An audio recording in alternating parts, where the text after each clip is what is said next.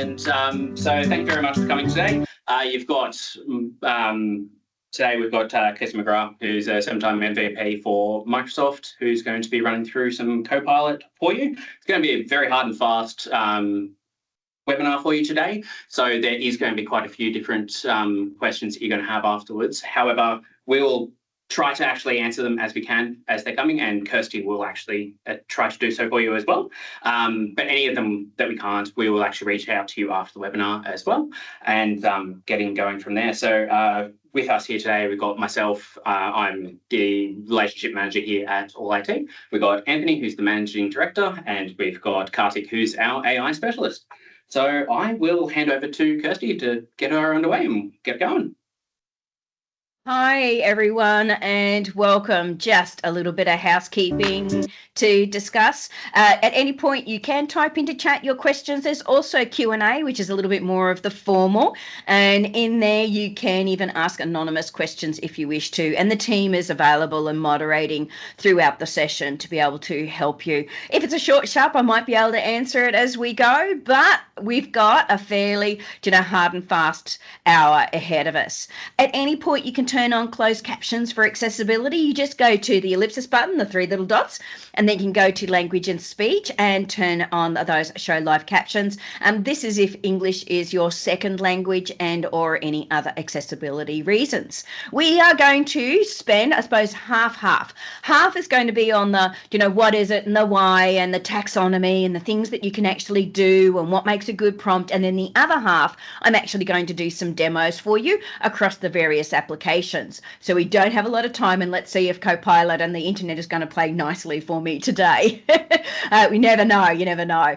Okay, so generative AI, whether we like it or not, it's here. Now, we've had AI for a really long time, but the generative AI is a little different in the way that it works. And in the space of 3 months, it had grown exponentially. And we're seeing a lot of fabulous value that actually comes from, whether it be an AI or an agent, if you're going sort of agents and agentic, there's so many things that we can actually do with this technology. However, the one thing that we do know is our human adaptability for this. There is a little bit of a jump between our technology and how fast it's kind of rolling out and what we can actually do and kind of learn along the way. So what I'm trying to do here is do a little bit of a bridging of this gap for you and help and support you along the way. And as an adoption consultant, which is change, comms and training, my focus is trying to make sure that there's kind of that no user is left behind.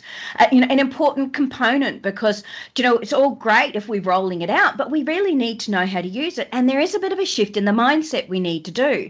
So we're actually seeing that 32% of their organisations at the moment are only providing adequate Gen AI sort of technologies and training around that to be able to support them on the journey. However, we are finding that it is actually increasing our customer satisfaction, and we're finding that it is saving time. Those that are doing it well are those that are actually bringing in people that are pointed around change to be able to help and support the journey.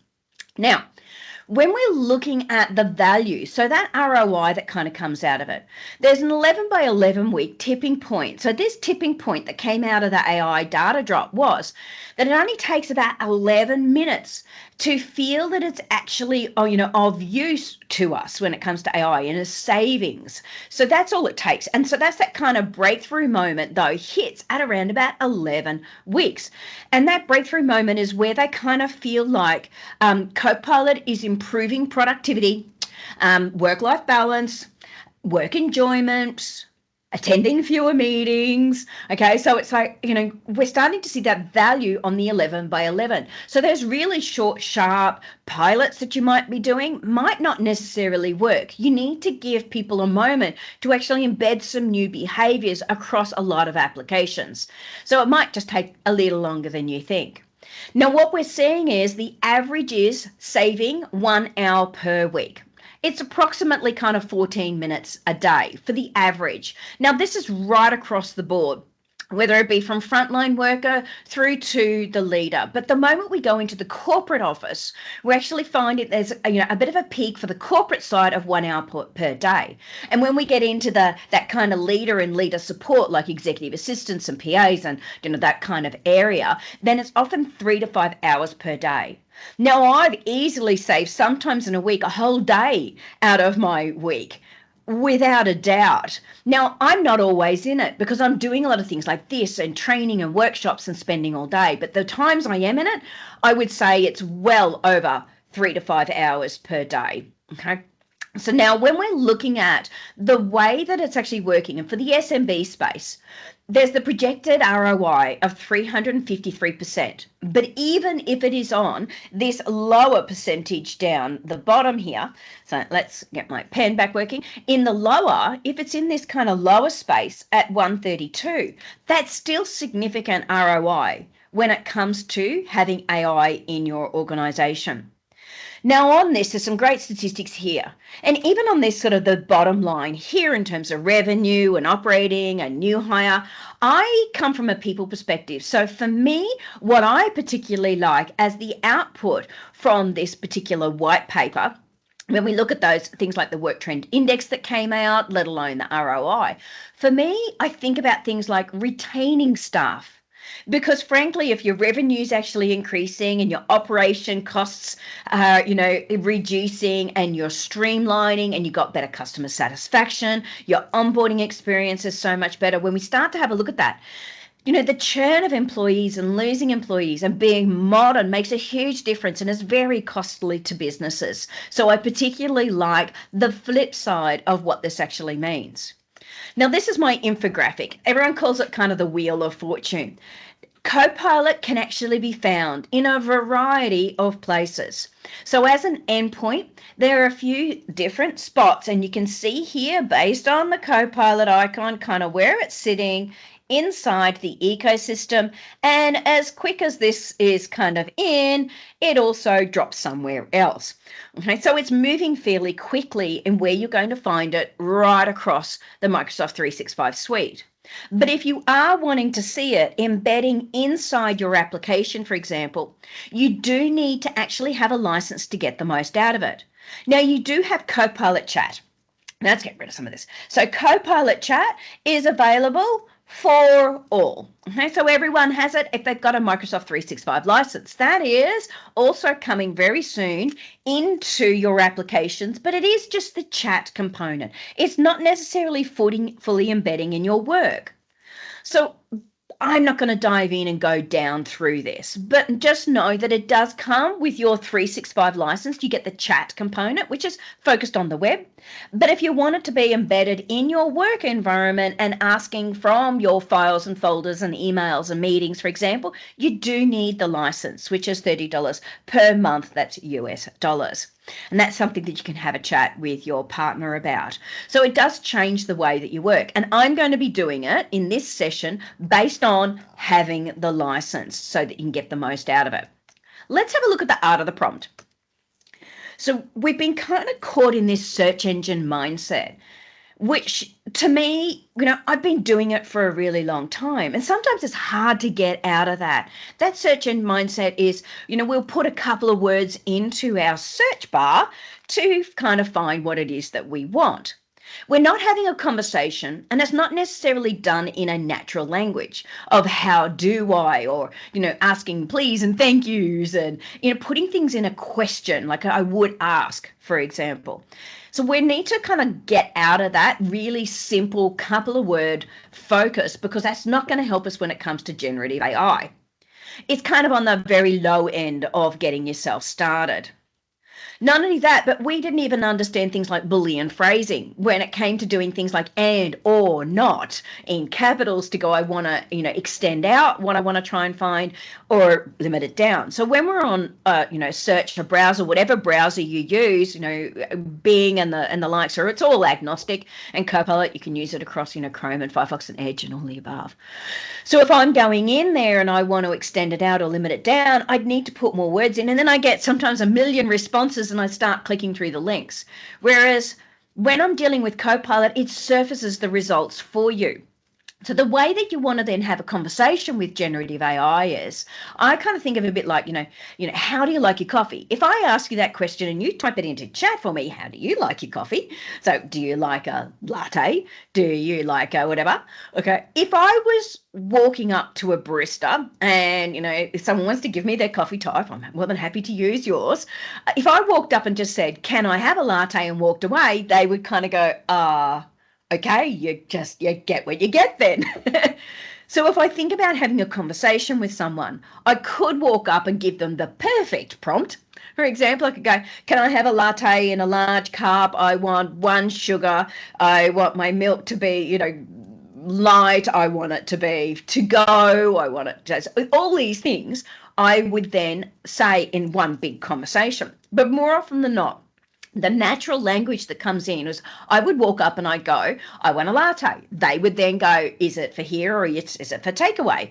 And you'd have that conversation, back, forward, back, forward, back, forward. No different now with generative AI in having a conversation. So in one conversation, you can ask many questions. It used to have a limit of 30. It is now unlimited. But the one thing I will say is the more questions you ask, AI likes to give you a response even sometimes if it doesn't necessarily know. So that's when it starts to, do things that might go a little kind of strange. You go so many questions that it goes, oh, I'll just make that up for you because I don't know anymore. So just take that into consideration. So I do like to treat Copilot a bit like it's my intern or grad at the office. I wouldn't walk up and just say, can you do a memo? I would say, I need a memo for tomorrow for this meeting, and the last one is for last week, and they find the agenda and it's for this audience and I need this, and I give them lots of instructions. So Copilot can actually be for you, your expert. It can be that tutor and advisor. It can be your muse and getting in creative, for example, a collaborator, translator, entertainer, companion, and an analyzer. So these are all the different roles that it can actually kind of play with you. And I'm sure there's so many more apart from this. These are kind of the stock standards that we work with. So when I start to build out a prompt, my prompt actually goes, for example, what we class as, Microsoft kind of gave us the GCSE. So it's the goal, the context, the source, and the expectations. What do I actually want? Why do I need it? Where do I actually need to look? And how do I need it? So these are the core components. The GCSE is the core components when I go to write a prompt. So then that way I can really direct it and give it something that's clear, specific, and actionable as a part of this. So when I do I do my master workshops, and I'm going to give you a bit of a kind of a taster of getting into some of those master workshops. In the best practice prompting, I focus on things like, what is the role that you actually want AI to be? Whether it is, and most of this that you will see in the content that I'm going to provide you is based on organizational type work that you might do. So it could be, I want to be the IT manager, or I want to be the change manager, or maybe I'm going to be a chef. Okay. You could be anything that you want to be. You don't have to be you. You can actually be whoever your audience potentially is to see it from their perspective if you wanted to. So who is then the output? Maybe you want it for them talking to you and how you want them to engage with you. So you can flip it around as you need to. Then we have different sources, different goals, different content. So, what is it? What's the situation? What is the topic? What are we going to be talking about? Then we get into tones and things like inclusive modifiers. So let's walk through all of those. This comes down to what's in the back end and what's the taxonomy to help and support you. So I always start with things like, what are the mega verbs? Now there's a lot here. Verbs, sources, models, concepts, types. I'm going to go through each one of these. But dealing with something like the mega verbs, Microsoft give you, a starting point based on a task, and it's all there in kind of the filtering. And that mega verb is really that fundamental basis of what it wants to do. It's a bit like walking into your tool shed, and it will be very different if I pick up a hammer compared to if I was picking up a spanner. I'm doing two quite different things to get myself started with. I know what job I'm going to do if I've got the hammer. Probably going to start smashing at something. But if I've got, a spanner or even a shifter, it's a very different starting point. So take that into consideration. Now, with all of these, There are the mega verbs that's actually kind of provided by Microsoft. However, there are so many more. There's over 190 action verbs that you could come at the way that you want to work, and it's going to give you a different response. So, for example, I do particularly like, and I use this one all the time, paraphrase, because, I'm always in a ton of different meetings and I go, can you paraphrase this meeting and the information so I can put it over and create an email for me, paraphrase it and put it into an email. It creates an email literally from my transcripts from meetings. I do this all the time because I'm, a bit death by meeting. So let's have a look then at business content sources. I could say, can you give me all of my communication or comms? You can use kind of that shortening of comms, and it actually recognizes, look at all my comms, and all your comms would be things like your emails, your chats, your meetings, your documents, your files. It will look at all. So you can say, just can you look at everything? Thanks, look at all of it and tell me, what have I got going on? I've got to focus on, for example. You can bring in files. So this goes, look at a very specific file, not just all of my files, a very specific file or a specific meeting, or I want to talk or find information from a specific person, for example, or go and use this very specific template to build out. Okay, so these are all different business context sources. Models and theories and concepts. Now, more often than not, each industry has its own theories and concepts. These are just some of them that you might find inside businesses. So, for example, I live across the change and the comms and the training space. So if I'm doing training, I might be looking at the ADDIE method, or if I'm doing change management, I'm very much in the ProSci ADCAR kind of methodology. Or maybe I'm doing some interviews with someone, I'm bringing people in and I'm looking at, who could do a particular job for me. I might focus on behavioral based questions, that is the STAR or the CAR model. So these are all things that take into consideration, does it actually meet that particular model or concept, or go use this model or concept, or I'm using this model or concept, does it actually meet the conditions? Am I missing anything? You could ask those kind of questions or build based on it. Document types with AI. So in terms of some of those document types now, there are some stock standards, contracts. I'm trying to do an itinerary, a proposal, agenda, an event, a schedule, a resume. I like doing FAQs because I'm helping organizations all the time with their, SharePoint sites, and I want to build out FAQs. More often than not, I'll even go get the, ask me anything sessions that Microsoft might be running and get the transcript and go, give me all the questions that the industry is asking about that. I can build all those. Or step-by-step guidance. Now, frankly, if you think about it, in Office and you go File New, you've got all different templates across PowerPoint, Word, and Excel, for example. Those templates, you can actually ask it. It recognizes those templates. And it also recognizes templates as certain best practice as well. So if you go, I want to go based on best practice of what you might do for your resume, it knows what that might look like because it's got access to the web. So it understands comparing your resume to anything resume, basically, and go, you might want to improve on this. So I then have all those document types. In terms of output formats, there's so many output formats that you could do. Lists, quizzes. I want to do an email. Images, word charts, for example. So word clouds, charts, processes, diagrams, infographics. And depending on where you are, you're going to get a better result in one place or the other. So knowing which endpoint across the 365 ecosystem to go to ask for those outputs can make a change. Okay. So from there, I want it in a table. I love things in a table as an output. It makes life so much easier when it is in a table. Social media or markdown formatting. Can you put it in these type of columns in my table? Or I want these type of headings. And you can do it with a comma, or you can actually do it kind of with your line, that bar that you've actually got on your keyboard, which is usually below your backspace when you go shift, and then you can go choose it where you can see your slashes and things like that between the enter and the backspace. So that you can actually go, these are the type of columns I want, or commas, or there's lots of different markdown formatting. Go and look it up. Even ask Copilot, what type of markdown formatting can you actually do? Give me more, give me more, give me more. Go and have a look. And I talk about this a bit more in things like masterclasses. So when you're working with things like media, more often than not, there's lots, and then I've got a whole huge page full of different things that you could be asking for when it comes to graphic design kind of styles. Now, if I said, put in and create it looking like claymation, a lot of times you may not be familiar with what claymation is. However, Gumby, or a lot of people are a little bit more familiar with things like Wallace and Gromit, and that's that stop motion type functionality. The world has kind of opened up to us. And because it's opened up to us, more often than not, the biggest challenge we have is ourselves and actually understanding the things to ask for to get the right output.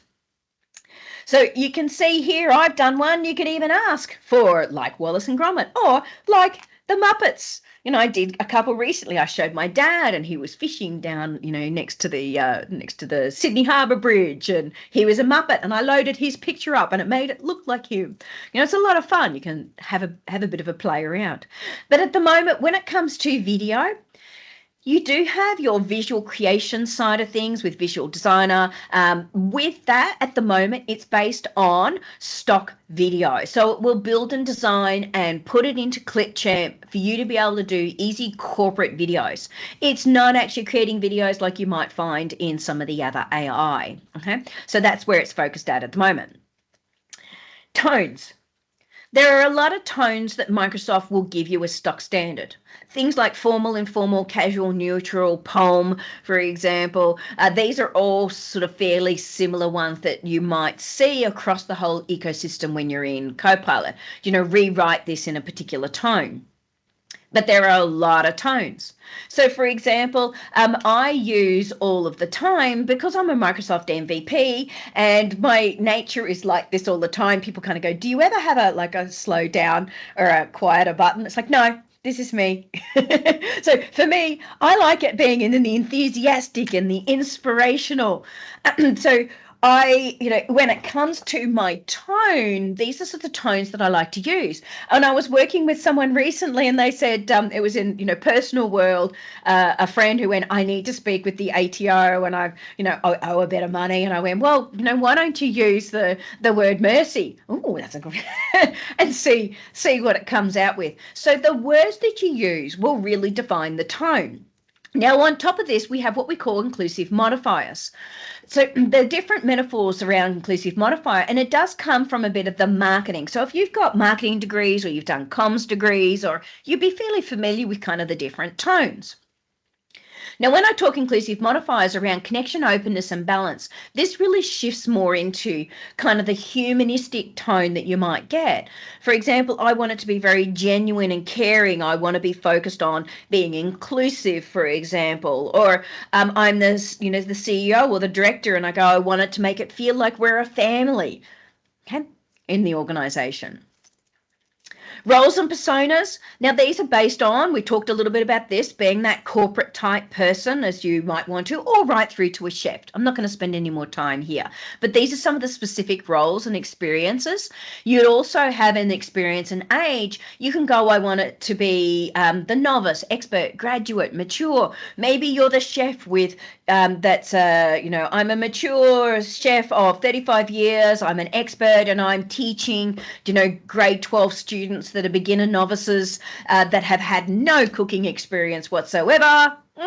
It could be in the corporate or the personal worlds. Time and time ranges. You can be very specific. You can do fiscal and or calendar, or just general relative as to how far. Look at just the last 15 minutes, hour, day, week, month, the last year. Okay, you can go back because it's got access. Now, as you work inside Copilot, over time, it's indexing and it builds on its knowledge. And the more you kind of use it, the more it's going to give you kind of better responses over time as it starts to sort of pick up in the Microsoft graph in the back end. Okay. There are lots of human language. There are over 100 total in default. However, it's focused more on the core 26. So if you are asking for English Australian, it's going to focus more on the English, US English. That's where it wants to kind of live at the moment. Sometimes you've got to be a little careful. It might do the UK, you might go UK English rather than US English, because if you go Australian English, it might go a very sort of ochre, throw a shrimp on the Barbie mate. It's not even a prawn. It does come from the US, so what do you expect? Now, there's lots of computer language that you can do. I particularly love the new Python functionality that's come into Excel, because the great part about Python, for me, I do a lot of surveys, and those surveys have got open-ended questions, and I can actually use that Python functionality to have a look through and look at user sentiment and pick out words. What's the common theme that we're seeing? Love it. Deduct and redact of our information. So in terms of DACT and redact, personal information, I want to make sure that there's no personally identifiable information, whether it be the metadata in my files, or I've got a file that I need to put up into the web for whatever reason. I want to make sure there's no personally identifiable information. So there's lots of different things that you can go through and redact it of this. I also build a lot of demonstration data. And in that demonstration data, it's a bit like, I want to build out a template or a best practice or give me information. But usually what I'm trying to do is things like in Excel, give me, 100 lines of information for an accounting organization that deals with this type of content. And I want these sorts of columns. So I've got some demonstration data to play with so I can work on it, or give me a bit of an idea for a budget or whatever the case may be. So a lot of really great ways that you can use this. I regularly ask for feedback from Copilot. That way I kind of go, am I on the right track? Help me out a little bit. Or ask for some examples. More often than not, I'll go, I am trying to do this. Can you give me an example? And I go, sure. And it will go, here's an explanation. And I was helping someone just recently in regards to Power BI, and they were doing an interview and they had 24 hours of an exercise, and asked me a question. I went, oh, I'm not sure about that one. So I went away and I went, and can you give me an example? And can you give me things like a step-by-step, which I'm going to touch on also in a minute. So what does that look like? Or, give me things as a template of good, which we've talked about, the step-by-step. I had one recently where I was creating a guide, and I went into the organization. They had me for the day. It was kind of left over on a program of work, and they wanted to utilize the remaining funding. And I said, what do you want to do? And they go, well, we've got these 3 guides that we want to get created. Now, ordinarily, it would take me a minimum of 3 days, a day a page, sometimes 2 days a page, depending on, what it was or the complexity.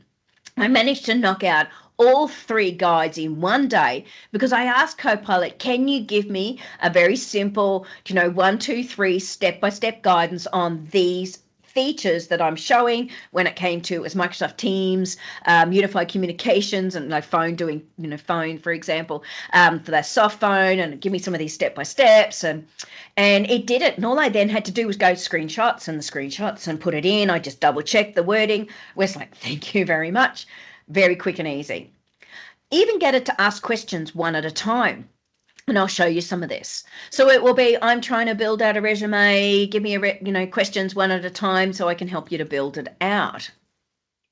So when we're talking about the GCSE, and I'm building out a good prompt based on all this taxonomy, have a think about it. If I was doing a really simple command or search-based prompt, it might even be, I want and it might even eliminate this, because when I'm often doing a search and people will type in, I want might even get rid of that. Questions for an interview, they would have typed in to search. Or just even interview questions. That would be a search-based prompt. Now, you can do this in Copilot. It will give you a generic sort of a response. There's no bad prompt. There's just kind of a starting point in your conversation. It's not going to give you a brilliant response, though. Now, if I go based on the GCSE and I include my goal and my context, so in my goal and context, it will be, help me to prepare for an interview for a senior associate role in corporate and comms team by creating this kind of list and questions. Look, I will need a list of questions. It goes, oh, okay, I now know who you are. I know who the role is, and I know now what you want to do. It's okay, but there are better ones. So now in this one, it goes, who are you? You're the HR manager, and you're looking at the interview process for that role in that team. I now want an appropriate list of questions for the candidate So it's telling who's it for. It's for the candidate, okay? And also so that I look prepared for an interview. So it will even give you suggestions on ways that you can actually be prepared for this particular role. Now, if I was someone that was actually in this legal organization, for example, and I was a very different role, and I'm not the HR manager, it would give me a very different response on the type of questions you might ask, because we come at it with different knowledge based on the role that we are. So if I then go over into best, you'll now see it's including things like sources and expectations. It's got the green and it's got that a brown color. So this here is, I've got the same kind of starting point, but now what I want to do is I've got the candidate's resume and I've also got the position description from the ad that's gone up. So I've gone, can you review their resume? And here's the position detail. Now I want not just appropriate questions, I want a comprehensive list of questions. So what it's now doing is it's comparing one to the other and going, hang on, I can see gaps in their resume. You might even go that little bit further. So you want to determine the candidate's fit against the position. Give me, what does it look like from one to the other? You could even go a little bit further. So say you wanted to go into excellent. What are the type of questions based on a model or a theory? Go to the STAR model, or maybe you're doing, competency-based type questions. Or maybe you're even going, and here's where there's the number one candidate at the moment that I've already interviewed. Can you compare them? You could go even a step further. So this is going into, excellent prompting. You can go back and forward. We can build one big prompt. So this one here on the best or the more advanced is the one big prompt, but you don't necessarily need to start from there. So in terms of Copilot, once you get a license and you go log into your m365.cloud.microsoft, you can still go to office.com, or maybe you still even go to portal.office.com. When you log in to your Microsoft 365 account, so you're going into your tenant, when you go in there, it will default automatically to chat to start. It used to start at the home page. This is now your home page. So in here, you've got two places. If you've got a license, so this is only if you've got a license, you've got web and you've got work. If you don't have a license, it won't have these two buttons. It's just automatically looking at the web only. So when I have work included, this means it's grounded in your environment. And there's some really great content online that kind of explains some of this as its detail. So from here, it has some prompts based on a lot of the taxonomy I've just talked about. So there are some pre-existing prompts, and we got our prompt area. If it's the web, it's going, I want to load up. So you can do attach information. Now, the great part about this is it's actually got enterprise protection around it. So you can load data in, even though it says web, you can load it in and it's protected. So it's not going out to the wider world, unlike ChatGPT. So in here, we want to then be really careful about where our information is going, but you don't need to if it's inside your environment. If it is in the work, you'll see add content. So what it's doing is it's just looking then at content internally. And the type of information that it actually looks at and focuses on is grounded in your data. If I'm not sure around some of these prompts, you can go a little bit further and go into the prompt gallery. Now, depending on what application you're in, if you're in PowerPoint, it's going to filter to all the PowerPoint prompts. If you're in Word and Excel, same thing again. You can go in and start to have a little bit of a look and look at those prompts. And here's our mega verbs, for example. You can even go a little bit further and go, I want to see all the prompts. It will go online to copilot.cloud.microsoft, and then you can start to filter it by a particular app, filter it by its mega verbs, and you've even got your scenarios and personas, for example. As you hover over any one of these, so in the bottom right-hand corner, you then go, I can save these. And when you go and save them for both yourself and or your team, it will come in here up the top and it will be there for you to be able to use in future, let alone your prompts later on.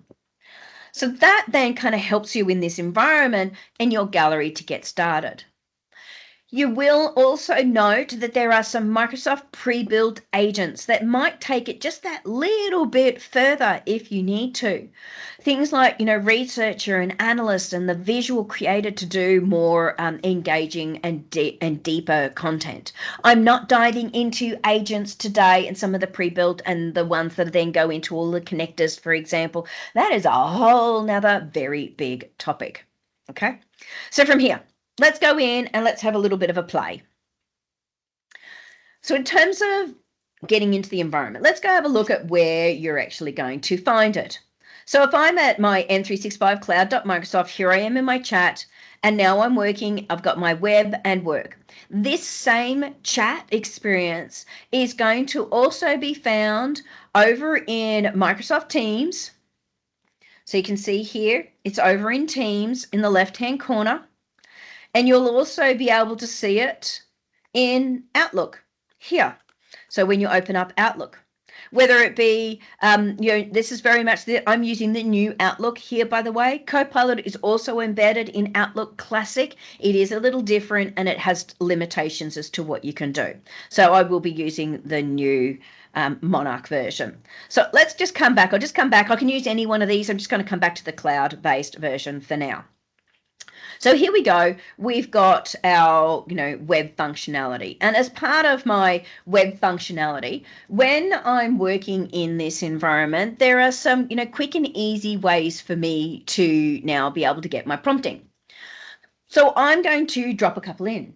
It could be, for example, here we go. I am a here we go, finance manager, and I want to hire an office manager and they pay lots and I can't afford that and I've got to do a job description. Can you ask me questions one at a time to create it? Okay, I'm doing it based on the web because if I did that internally, it would be grounded in my data and it may not necessarily quite give me what I want to do. Okay, so from here, it goes, sure. Now, I've started with a fairly decent prompt, but I've asked it to ask me questions. What are the key responsibilities? Down the bottom here, it's got some suggestions. Okay, they will handle scheduling and meetings, and it goes, sure, let me now ask you the next questions. So it goes, they will handle basic bookkeeping. I could type in more. I'm just going to pick and choose from the list. Experience is essential. Or maybe you don't want them to have experience. Now it's going in, if you can't afford it, what might you offer? Flexible hours. I'm just picking and choosing, so I'm having conversation with it. Go, there are opportunities for some bonuses. Okay, so it's giving some examples, things you might type in, or it might be a detail-orientated and organized. Okay, now if I've had enough of that, doing Elliot's questions, for example, I might just go, that's all. Okay, that's all, thanks, that's all for now. The tone that we use, the professional tone that we put out there, the please and the thank yous, it does make a difference. When we put it out there, we get it back. So it goes, here we go. And it goes, hiring strategy, candidate experience, here's the job description, listing it all out. And I go, yep, do you want me to have a look, put it in a particular format, get it available, make it printable version? You could ask for all sorts of things. And you can kind of go, sure, but I'm actually just going to work and edit on it first and put it into Pages. So Pages then drops down into Pages, which is Microsoft Loop, and it will give me all of the information. I can work on it, I can adjust it, I can edit it, I can add more information in, I can share it, and I can also take it over and put it into a Word document. So it will go online and drop it in for me to be able to continue working and adjust and edit it as need be. And this can all be found later on in my pages. Course outline, information I've done previously, building out course outlines. So all my history is available over here on the left-hand side in part of my pages. My previous conversations, so these are the pages, here's all my previous conversations, things that might be asked, and then you've got your agents. So this is doing kind of on the web. It could also be create me something like, if you've only got chat, maybe you're creating a bar chart based on information. Here's a whole heap of data, just drop it in. It will create some data.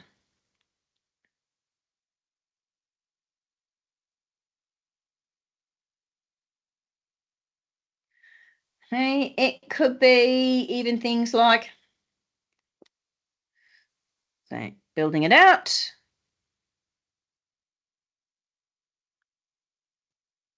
And there's my bar chart for me to work with. Okay, let's move over. Now, if I want to do a new conversation, I'd come up to the top here and start new chat, because otherwise it's going in a conversation back and forward in regards to this content. Let's go over into the work.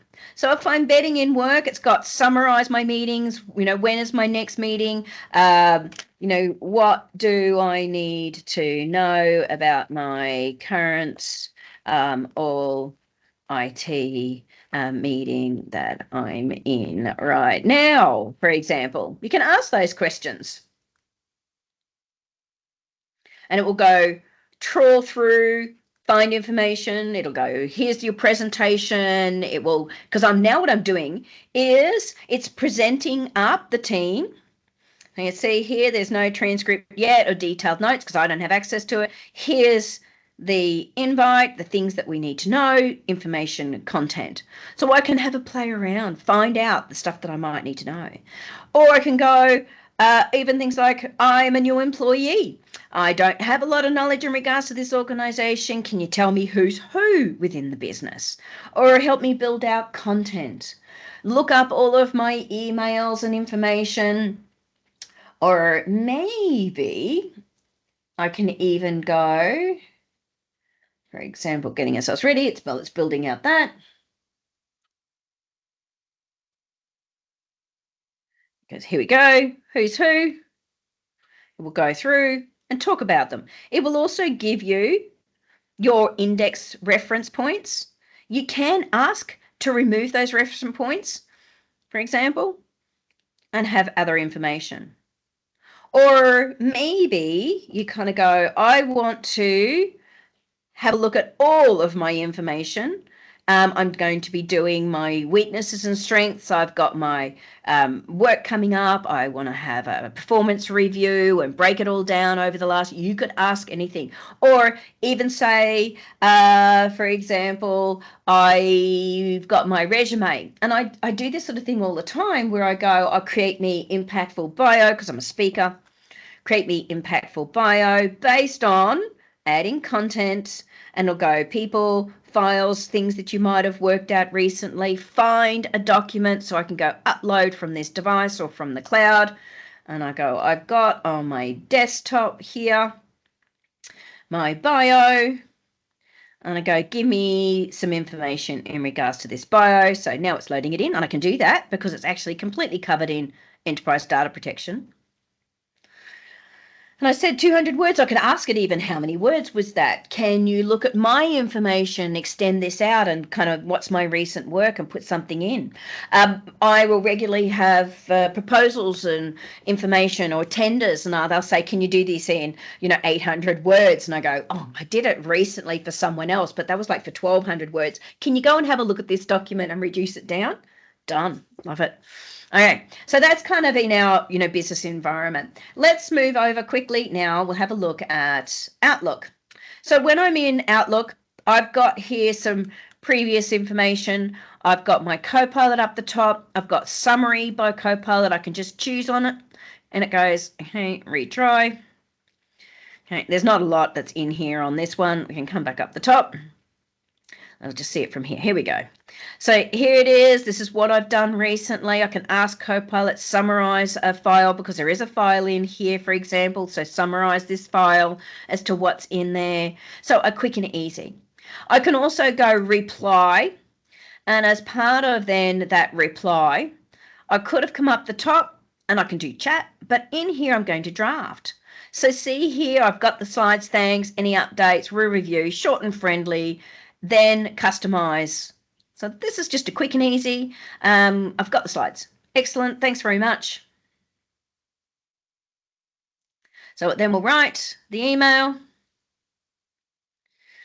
And then here, thanks a lot. I appreciate, great working. Okay, here we go. It's realized I've already done a meeting with the team.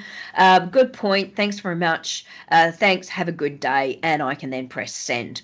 Or I could come back and just go, hang on a second. I actually want to fix this. I can rewrite, get coaching, make it shorter, longer, change the tone out a little bit. So here is those mega verbs. And go then to the tone. So we got our mega verbs and then the tone.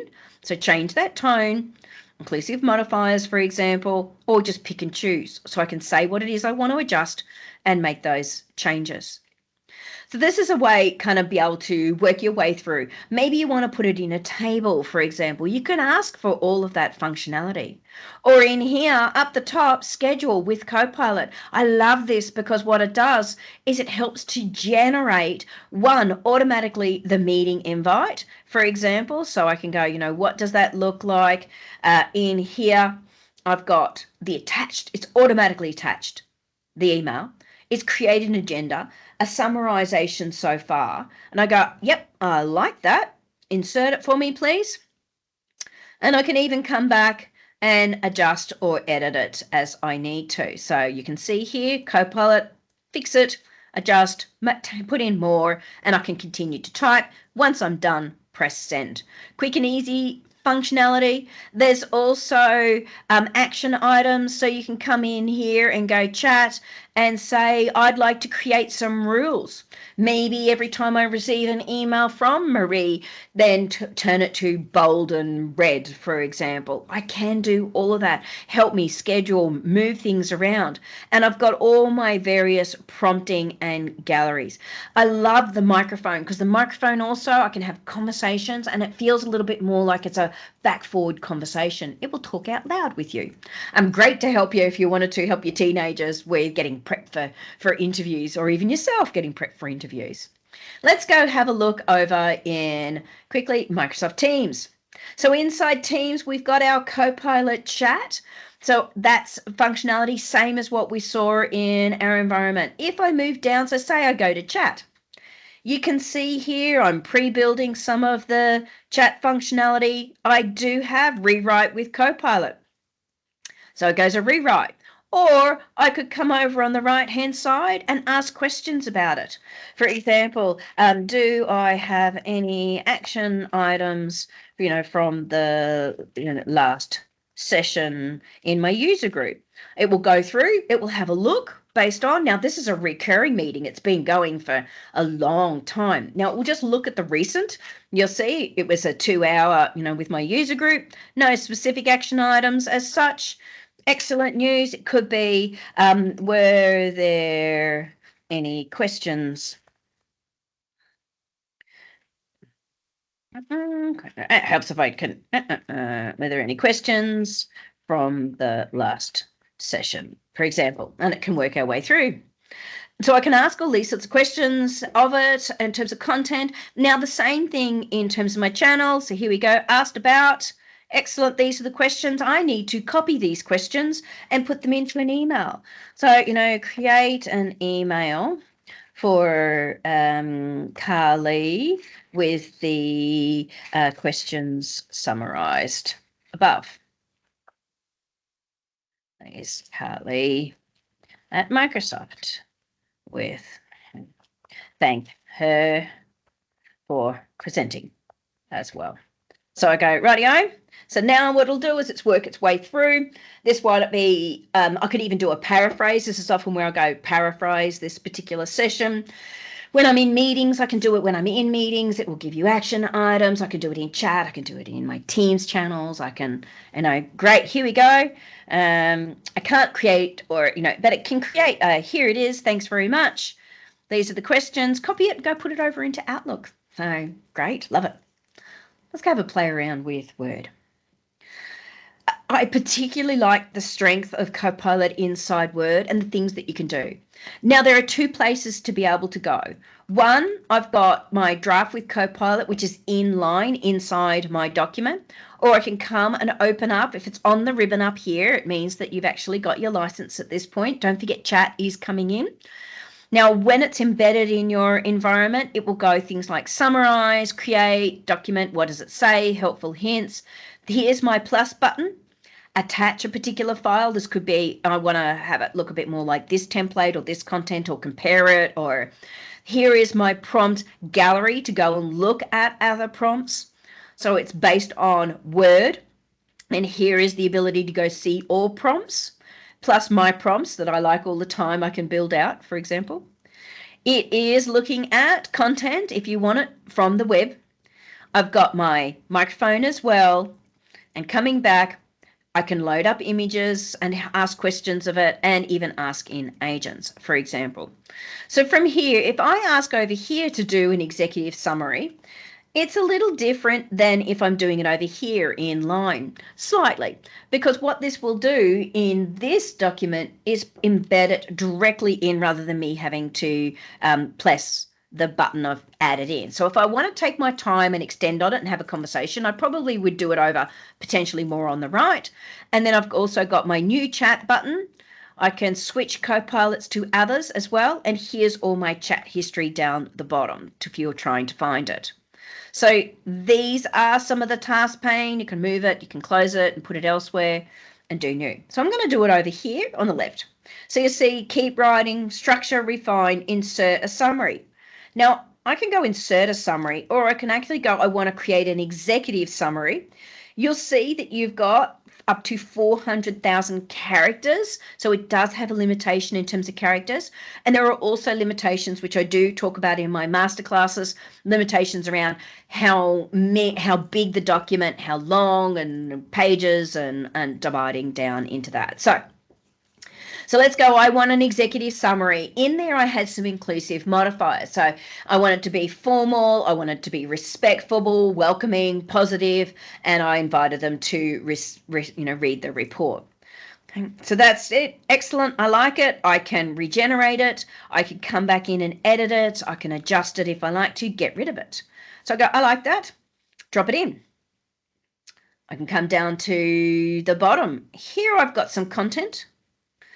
And in that content, I don't like it in that format. You'll see I've got some other options.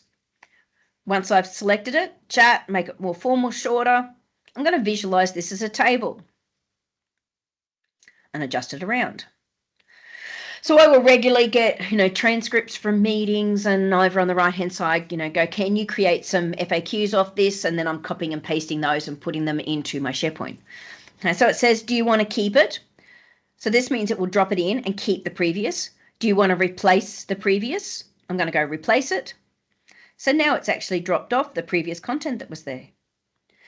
I can also come in now and go, well, I want to do a formal closing paragraph. Now, I could have also create that, professional, webinar that I'm going to be conducting, and, help me to write it, or do my resumes from in here rather than the web and ground it in. You could do it in, a variety of places. It will give you a slightly different response because Word is a little bit more formal. So it will look at, where you are asking those questions. So I asked, I wanted a formal closing paragraph saying thanks to them for their hard work, for reading this and working towards organizational strategy. I wanted to also talk about unity, being a family, and showing that we care. That was all kind of in there in that prompt. So together, true family, support one another, achieve the extraordinary. Now, if it was too flowery for you, have a look at those inclusive modifiers and pull them out. I'm just going to go keep it. So from here, I've got my Word document, and I'm going to go over into PowerPoint. So I've got a blank PowerPoint presentation here. And as part of this, I'm going to open up my Copilot. Now I've got it here, or I can come up to the top and I can go, I want to ask here, either or. So if I go, I want to create a new presentation with a file, it will then look at recent ones. Now you'll see here it's not going to, give you the ability to upload, but you could come over to the right and go based on a recent file. So here we go. I've got a corporate strategy. This is the document that was just there, and I was just working on it over in Word. I could also go share a document, create a link, and drop that link in, as I said, or reference files. Now, I don't even necessarily need to do anything if I didn't want to. I could put some instructions around it. Now it's going based on a particular style, or I could go change that design. If you've got organizational kind of brand templates, on Microsoft have also got their templates you could pick and choose from, for example. You could. I'm going to just keep it really plain. So I'm going to select that design, that's fine. And then I'm going to go say, go. So it's now building out a presentation. Now that structure and the things that it can actually do in PowerPoint, the depth it will go for you, I do talk about, and we do more in masterclasses. So this is just kind of getting you started. So in here, this is the content that it actually noticed from that document. You'll see it's the one source document, corporate strategy, it's referencing it all. I could add in more content if I wanted to. I could put, closing, create then, a, closing page saying, thank you, for example. So I can keep building on it, and we'll drop another page in, summary, and then I go done, generate the slides. So we'll give you a bit of an idea of the look and feel before it puts it out there.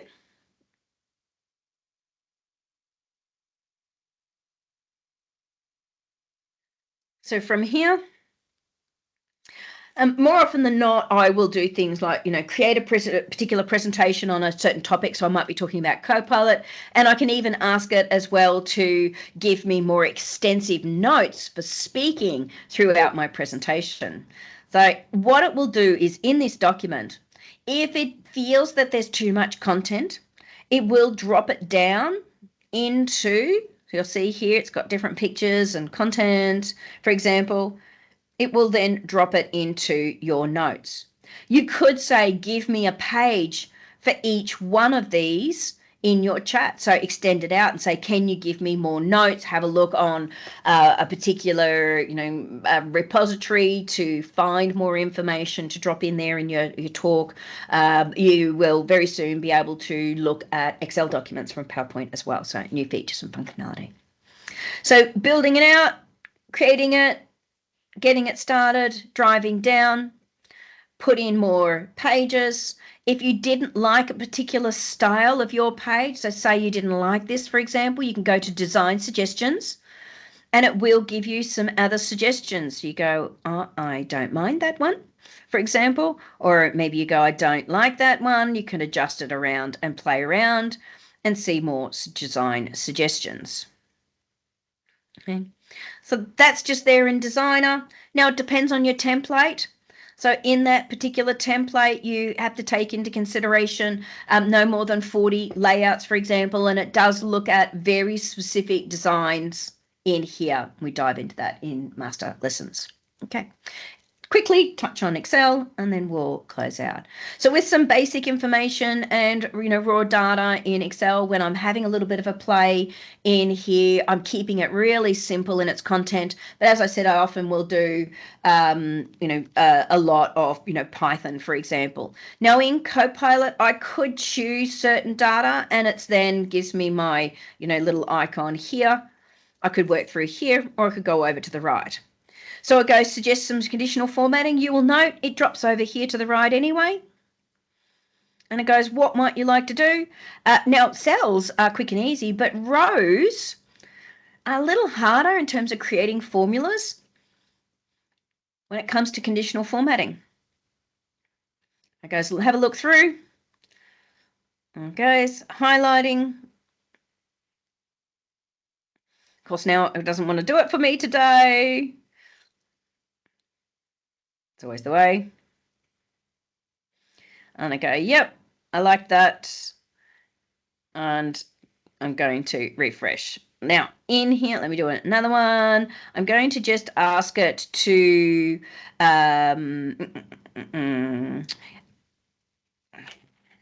what formula columns? do you suggest? For example, and I mean, it's going to, give you the kind of the sum. Okay. So in here, looking at, okay, what might you do? Insert the column, done. It's suggested sales and average monthly. Nice, like it, thanks very much. I could go bold, I could go filter based on Queensland, for example. So you could go the state column, basically, but it is going to look, it kind of recognizes a lot of the content that physically sits within there. And I go, yep, apply it. Okay, so it will now apply those changes just to confirm. From here, I might get a little bit of an analysis of my data. Okay, so can go show all, actually go show all data insights, I'm going to say for this one. So show all data insights. And considering how simple the content is, it will give me a whole heap of information, drop it in, tables, recommended. Okay. And I can go deeper analysis, and I can even go add all insights to a grid. So now I get a ton of different tables off my simple information, including asking for things like pivot tables, for example. So lots of really fabulous content and information that you can do. So that gives you, a little bit of an idea of some of the ways that you can actually work. Go be curious, need to iterate, test, fine tune, work with it. It is Copilot, it is not autopilot. So always go and double check. You're in the driver's seat. So review and modify, but mostly have some fun. There's lots of, further information that I've supplied in this presentation, which will be sent out to you. The scenario libraries and learning and Copilot documentation, some really good content. Go and have a look at the latest blogs and what's actually new and coming out. And remember, the true power of this actually lies with the way that you want to work and shifting some behaviors. This is an evergreen environment, so it's constantly shifting and changing. The things that you may not be able to do today, you're probably going to potentially be able to do tomorrow. And sometimes you can do stuff today and you can't do it tomorrow if they found that the results haven't been particularly of value, or it's not giving great results. Feel free, you can always reach out to me at any point. My information is available. It'll be inside the presentation for you. My wheel is also available. I have an adoption library site, and if you do wish to, I can do some half-day, even full-day workshops for you, and if you book before the end of the month, you will actually get a discount. Thank you so much for joining. I know we're going a minute or so over. Hand back over to the team now in terms of the session to close out. Well, thank you very much, Kirsty. That was quite a lot to take on, but I hope everybody today that's come along has gotten something out of there as well. And we'll be reaching out to you in the next 24 hours with some further information, and we can go from there. So thank you very much for coming by, guys. Yeah, thank you very much all, and the team will reach out to be able to answer some of the questions that you've actually dropped into chat. Thank you all.